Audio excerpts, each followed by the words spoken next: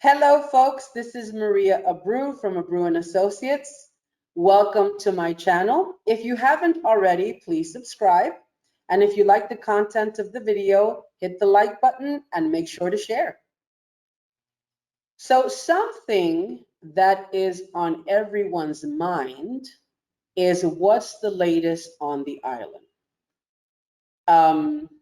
with regards to the pandemic and restrictions and what have you. So we're going to talk a little bit about that. First of all, we are under curfew still.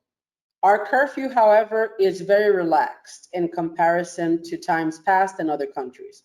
For instance, we're allowed businesses are allowed to be open until 9 o'clock at night, and we have free transit until 12 o'clock at night, okay? And then this is Monday through Friday. And then in the weekends, businesses are authorized to operate until 7 o'clock at night, and we have free transit until 10 o'clock at night, okay?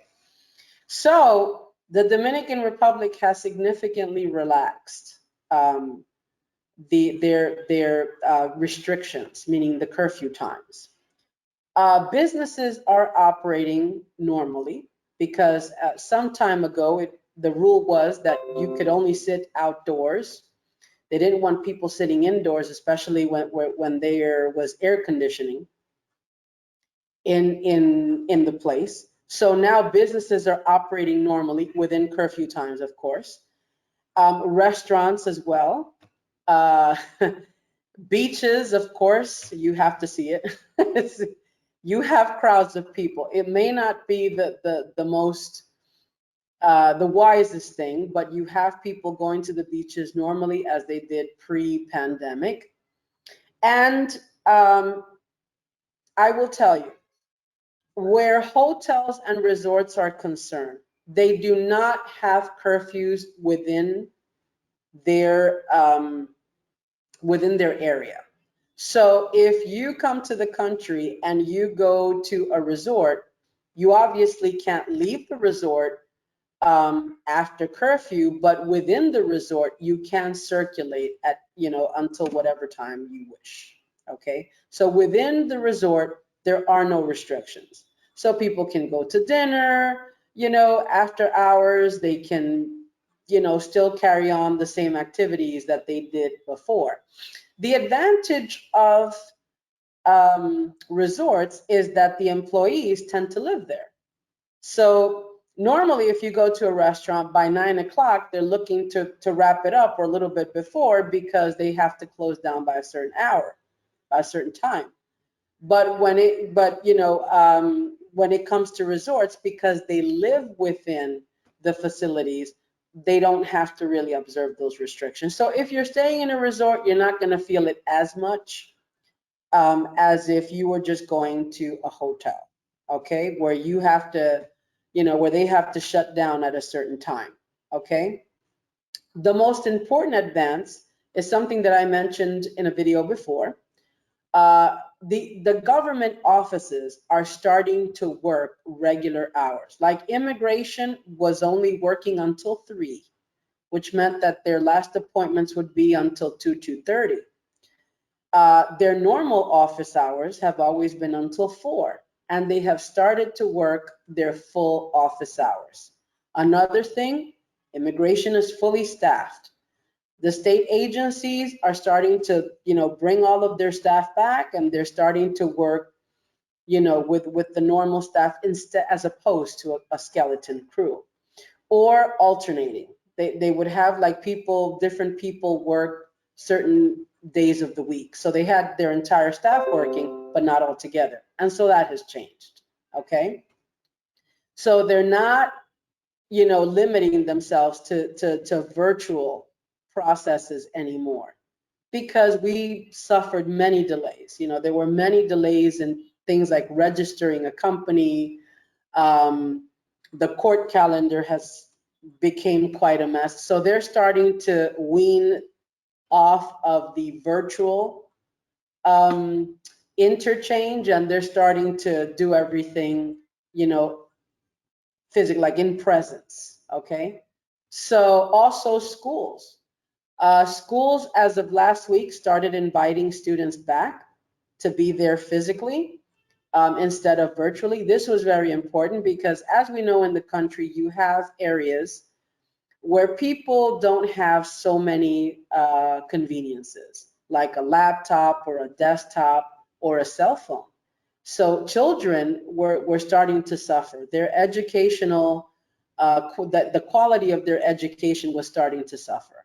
And so the government took measures to, just change that. And I have to say, I like the approach of the Dominican Republic with regards to this because, folks, the key is to learn to live with this pandemic. This is going to be with us for a bit longer, okay? So shutting everything down is something this economy cannot sustain. So the key is get back to life as normal, but of course, educate people as far as, social distancing and being responsible as citizens, okay? To make sure that everyone is safe. So learning to live with this and implementing the, necessary precautions is the way to go. It's the smart way to go. So pretty much the Dominican Republic is gone back to life as normal, life as usual. There are also no restrictions as far as flying into the country. People are not required to have a COVID test or be isolated when they come into the country. So airports are also open and receiving whoever wants to come to the country. Interestingly enough, I had a client mention to me that there are countries that have been concerned with that, because they feel the Dominican Republic is just opened, they've opened up entirely. And so they've placed the Dominican Republic as a country of risk if you visit. But as mentioned before, what the Dominican Republic is doing is just resuming life as normal because it's too difficult to go from, being a country that did everything in presence to going virtual. They were not prepared for that. So it caused a lot of setbacks. And at some point they said, okay, enough. We got to go back. And so far, it hasn't had a negative impact. Not at all, and people are just becoming conscientious. You see everybody with their masks. You see everybody, standing within a safe distance from each other. I'm not going to say that there are people that don't disregard and they just want to be out there as if the pandemic didn't exist, but that would be true of any country. I just think people, have just they've become exhausted with the topic of living under wraps, and they're just, I guess that's just their way of I don't know, rebelling against this whole situation. But that would be true of any country. People get to a point where they start getting careless even if they don't realize it. But overall, I believe the country is handling itself majestically. They've been doing it's been great. Okay, and so it's helped also a lot to ease the anxiety caused by being cooped up and having to deal with everything virtually and not being able to efficiently complete a process without headaches. So here's hoping. I hope that soon everybody all around the world will be able to enjoy some type of, normalcy after all of that has happened.